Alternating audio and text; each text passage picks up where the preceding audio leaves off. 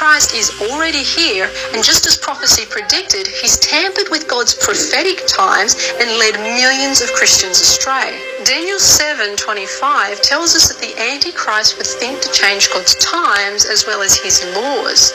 The Antichrist, easily identified as the Roman Catholic papacy, first changed the fourth commandment from Sabbath to Sunday, and then he went to change God's prophetic timeline. And the reason for this just might surprise you.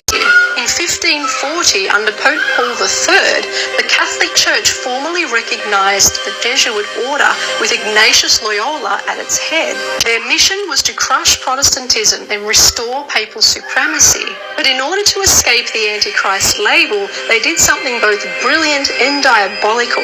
They created two new schools of prophetic interpretation: preterism and futurism. First, in 1590, Jesuit Francisco Ribera launched futurism, placing Revelation's fulfillment into a brief future 3.5-year tribulation, thus removing the Antichrist into the last days.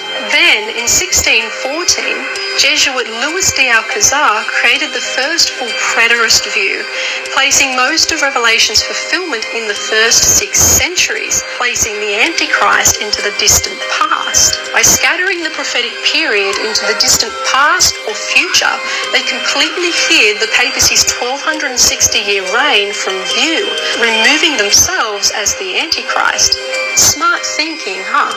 Well, we have it that the Antichrist not only changed God's law, but also changed his prophetic times in order to protect himself. Today, futurism and preterism are the most popular prophetic views, both created by the Antichrist to lead Protestants astray. So tell me, were you aware that the Catholic Church formulated the two most popular prophetic views in order to mislead Christians? Tell me in the comments below. And make sure you check out my website, thefinalcrisis.info, so that you can understand the correct way to interpret Bible prophecy.